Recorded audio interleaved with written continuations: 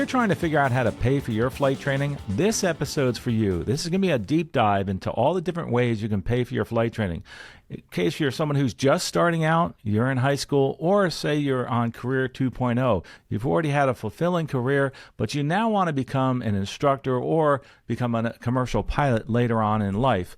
We're going to talk about all the different ways that you can actually pay for flight training. Whether you're going to college or you're funding it yourself, we're going to talk a little bit about that. So let's get started on that right now. By the way, for those that don't know me, my name is Carl Valeri. I'm an airline captain and instructor on the Airbus A320, and I've been a career coach since 2001. So let's get started on the different ways that you can actually pay for your flight training. Well, here's number one. Pay as you go, or pay cash option. This is for those folks that have actually saved up money or have enough cash flow to be able to pay as they go. The great thing about this is the fact that you don't have to go out and get a loan. Everything's done by the time you're done with flight training. You don't have to pay off loans later on. The downside is the fact that you have to plan a little bit better, and there might be some hiccups, or there might be times when you're actually going to be paying more for your flight training, because there are periods where you wind up paying more because while you're doing your cross countries and things like that, you have to kind of plan a little bit better. So here's the thing. If you have an estimated budget, this is what I always do, double the time and double the money, and that'll be a real conservative approach. So if it's going to cost you, you're told $15,000 to get your private, and it's going to take you 3 to 4 months, double the time, double the money on that, make it $30,000, and actually 6 months to a year. That actually is a very, very conservative approach. It'll give you more money for later on. This also is good for those people that are looking at getting into this as a second job, maybe keeping their primary job, but also wanting to become like a flight instructor part-time. And I have some ideas for that too, and we'll get into that a little bit later. So number one is pay as you go. You owe nobody money. And that's a wonderful place to be. That's how I did mine. I did augment mine a little bit with paying through a credit card. Like if I didn't have $1,000 and I needed to do one flight, I would pay for it that way. But in general, most of what I did is a pay-as-you-go kind of thing. And it's very liberating, but you may not have that ability to do that. So let's get into some of the other financing options. One of the great ways to do this is through family and friends. And this is something I think we don't talk about enough, is that if you have family or friends that can help you out, this is the type of thing where you take like parental loans, where somebody who's a parent or a friend that's willing to help you, and they may be financing it for you, or just through a loan that's a zero interest or something like that. There are people out there that do that. There's another thing too that we don't think about, and this is for the parents out there that are listening to this, and this is for family members that want to help other people, is you can, and this is 2025, by the way, I'm doing this recording, you can pay $19,000 to each individual as a gift. You can give as a gift $19,000 in 2025, and say you're husband, wife, and you want to give money to your child for flight training. You both can give that $19,000, and that equates to $38,000 for flight training. That's a really great head start for them. So make that part of your planning process. If you're putting cash away and also putting funds away for paying for this later on, is that you might be able to give away some money to somebody. And if you're just somebody who wants to help somebody, you can do that. You want to help somebody with their flight training. That's another way you can do that. Is say you don't want to go through the process of setting up a nonprofit, etc. You can give it to them, and they won't have to pay taxes on that $19,000 worth. I know a lot of people like to do things through scholarships, and we'll get that into that in a minute. But this is a wonderful way to help people out. So family and friends, ask them if they can help you. They also might give you a loan, a 0% interest loan. I know I've done that for friends and family, and it's a great way to help people out, and they just kind of pay you back as you go. I will say this, though, is that usually when I'm loaning money to somebody, I don't expect it back. So when you're doing this, get in your mind if you're actually giving somebody a loan or if you're giving them the money. And if you're trying to help somebody fund their flight training, say, hey, listen, I'm going to loan you this money, but I expect it to be paid back. I know that a lot of parents will pay for the college, and they'll have the student actually pay for the flight training. The flight training is usually a lot more expensive. It may or may not be, depending on the college you go to. So those are some options. And again, family and friends. Now, the third option, and by the way, all these, we're going to get into a lot of links here. You don't need to take notes. I'm going to have a whole ton of links at the bottom of this podcast and in the show notes. So let's get into scholarships. It's worth it. Going out there and getting a scholarship is worth it. Because say you get a $1,000 scholarship and it takes you 2 hours to actually put the work into getting that scholarship, writing an essay, doing a video, whatever it may be. That's $500 an hour. That's worth the effort, right? Took you 2 hours, you got $1,000. That's $500 an hour. I would say that's worth trying to get that scholarship. There's many other ones out there. But here's my advice on scholarships. First of all, apply early and apply often. We actually have the largest directory of scholarships out there on the internet, and it's well over $120 million. We have over 1,400 pages of scholarships, and we've been for over a decade helping people get these scholarships. There are many directories out there that use AI, many directories that do searches for scholarships that are currently available. And we started with that. And one of the reasons we stopped doing that is that a lot of times you apply for a scholarship or you look in a directory that uses AI and they're only looking at the things that are available right now. That may be important to you, but what if there's one that's coming up in a month from now? So that's why we curated this list of scholarships. We actually knew that it was going to take us about 2 years to actually be able to have scholarships in there that we knew were going to come available in a year. So for instance, somebody puts a scholarship on their website and then the scholarship is given out, say, in July. They take that down from their website. Well, for you in planning purposes, you want to know that there's scholarships that are going to be available. And that's what we do. We place all those scholarships out there. Even if they're not available on the internet right now, you can continually maybe sign up for emails from that website, from the scholarships directory, whatever it may be. Maybe it's women in aviation, etc. They're usually pretty good about putting future scholarships down. But in doing that, it really helps you to look through each scholarship one at a time. If there is no scholarship on their website and you see it in our directory, reach out to them and ask them when the scholarship window is going to be opening. We do update ours, but again, sometimes they change that date for opening. So again, check out our scholarships guide, aviationcareerspodcast.com/scholarships. Oh, and by the way, I'm going to talk a little bit about this later, but our sponsor of this is Stratus Financial, and Stratus Financial is giving away scholarships guides. Go to aviationcareerspodcast.com/free and use the coupon Stratus to get a free scholarships guide. By the way, it is $10 and it's a year access to that guide, and we update it once a month. So we have some people that just work on the scholarships. This is one of the things that big project that I love helping people. So don't forget about scholarships. There's many ways to do it. Go out on the internet, do reverse searches on scholarships, whatever it may be that you do, even if you don't use our guide.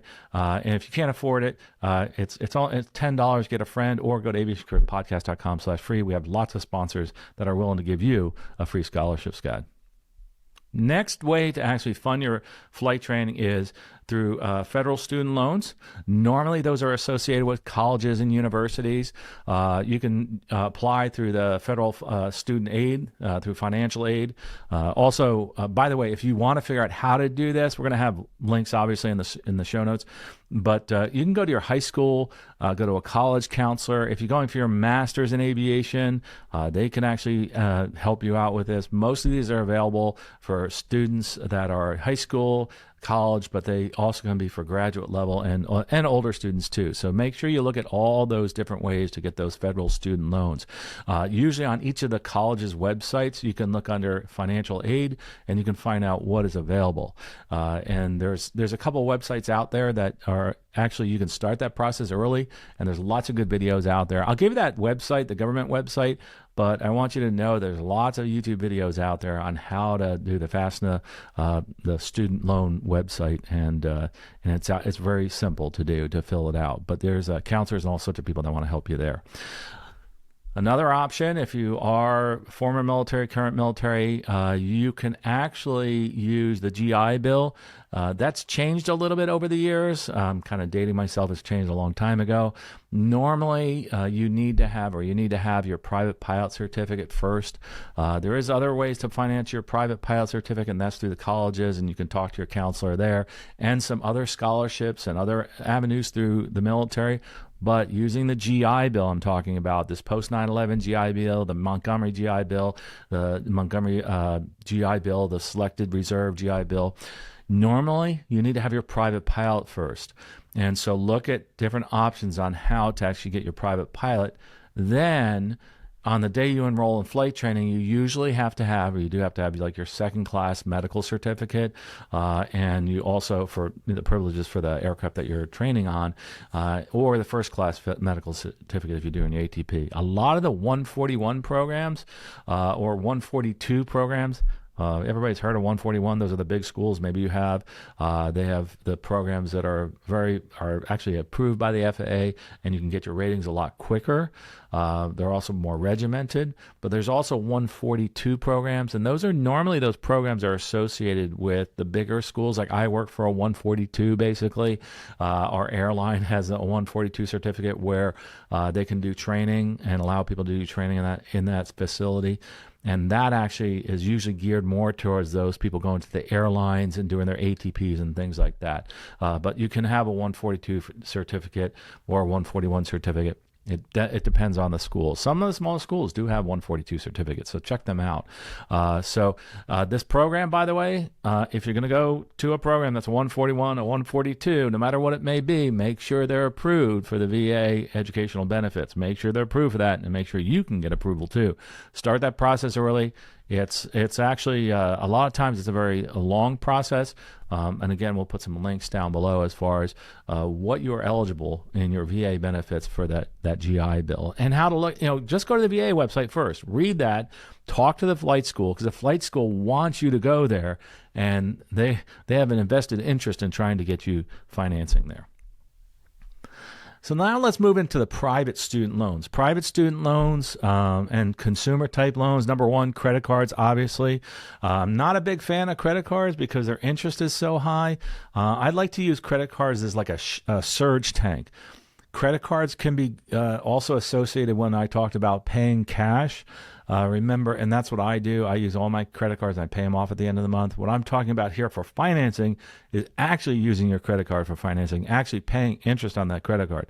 Credit card interest is so high, I normally would say don't do that.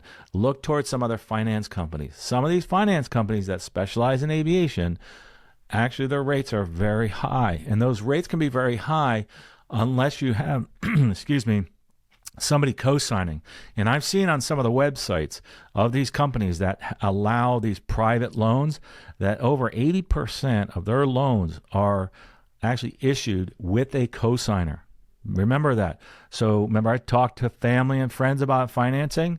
Here's the other side of that, family and friends for financing.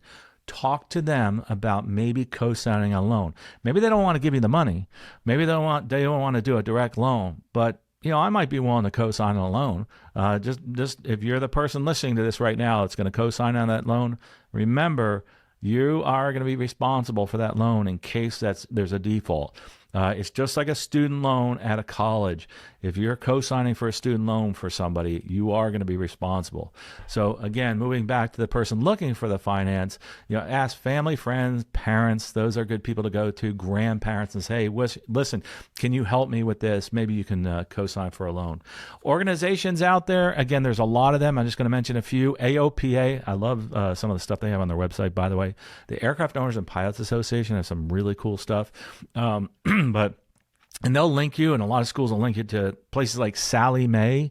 Meritize is another good one. Of course, Stratus Financial, sponsor of this podcast, Stratus Financial. Again, a lot of their loans are co-signed for. Another one's called Pilot Finance. There's a bunch of them out there.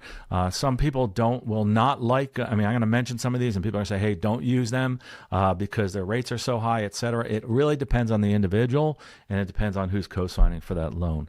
There's also government-sponsored loans. There's grants that are out there. We have those in the scholarships guide. Don't forget about grants. But again, consumer type loans, which these are consumer type loans, normally will require a cosigner for the rate to come down. Otherwise, those rates are almost identical to paying for it with a credit card.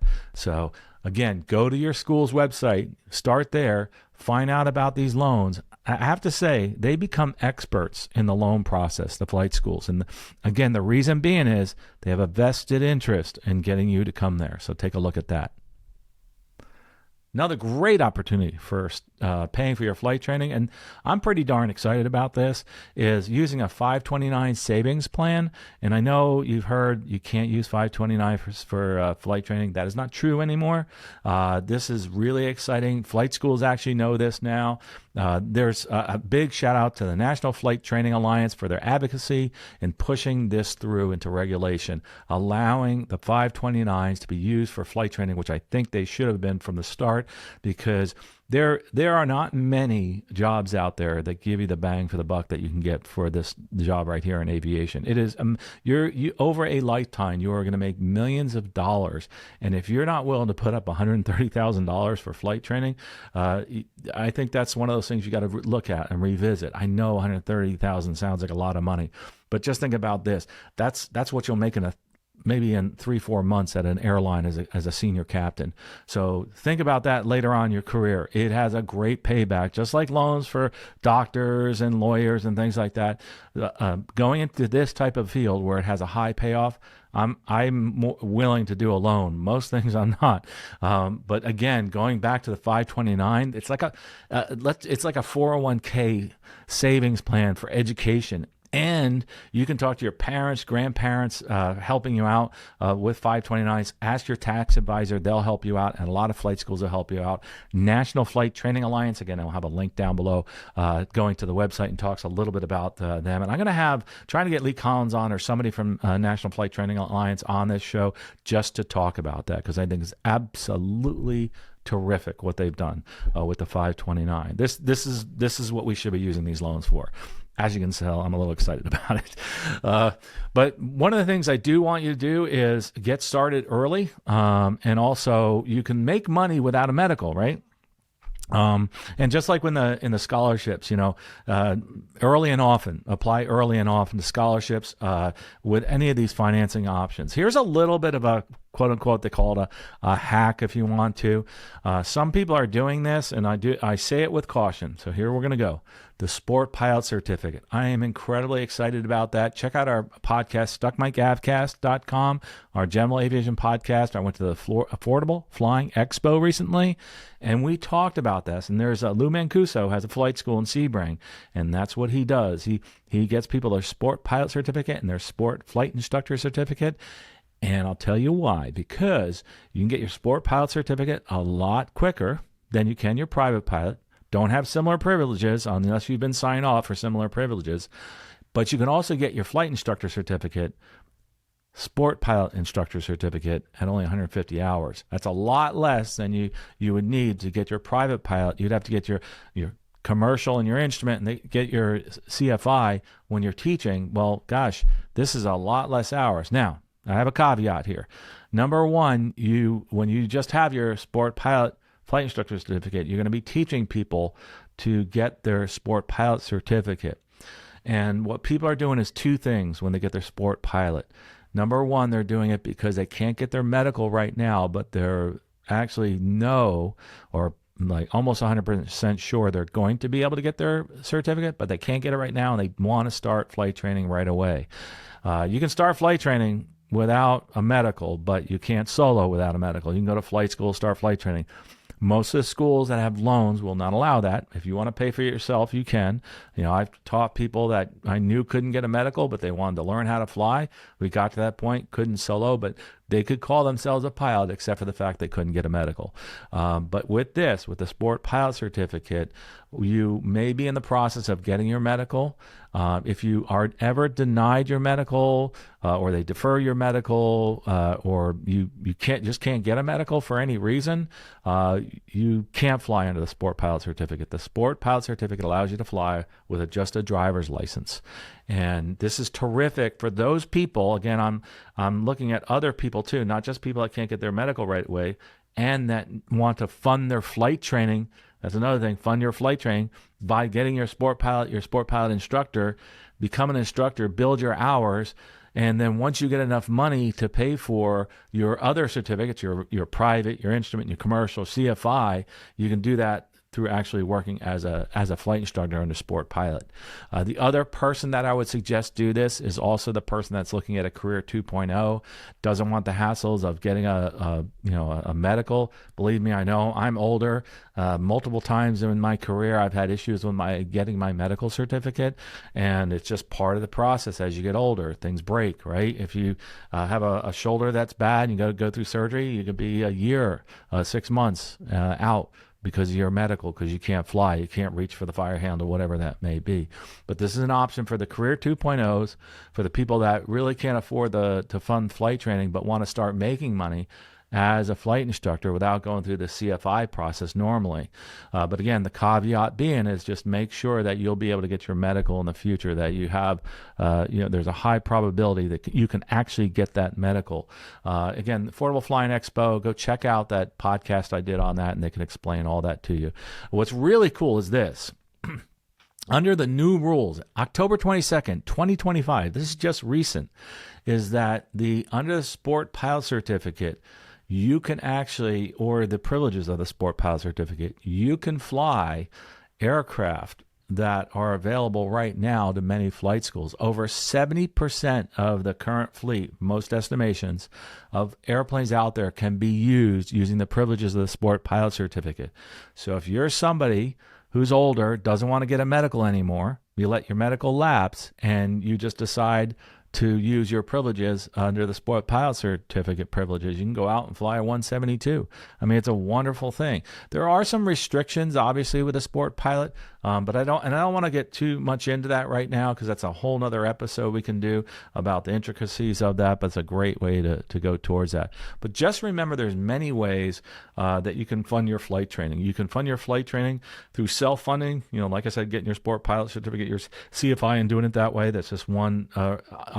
That's a very small market, by the way, that I would recommend that for. Paying cash, 529 loans, friends, family. There's lots of different private organizations out there for funding.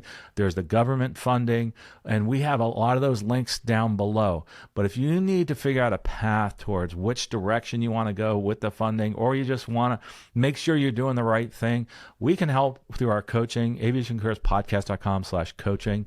Included in that coaching, we give you 1 month of free access to our mentorship community. We have this big mentorship community where we meet at least once a month, and we also have a bulletin board where you can exchange ideas. I put jobs up there, usually at least once a week I throw a job up there. We also have some great interaction there. But most importantly, when you're looking through all this, I've given you a lot of information. And this is just an overview, by the way. I know it's been taking a while for me to go through this, but this is just an overview to get specific about, say, the 529 and how to actually set that up. You can go to a financial advisor. They'll show you how to do that. Maybe you have a 529, you want to figure out how to pay for flight training for somebody, you can go and figure that out too. Maybe you want it for a grandchild or whatever it may be. Talk to a financial planner. Whatever it may be, do me a favor. Now, after you're done with this video, after checking out all the links in the show notes, make sure that you don't stop here. Make sure that you take a step today to move forward in your career and financing your career as a pilot. Maybe you're just looking at this as a part-time career and you want to be able to fund that training somehow. You can do that in the many ways that we talked about here. But most importantly, take one step today to move forward in your career and in your life, and I know you'll get there sooner than you think. Safe flying out there. We'll talk to you next episode.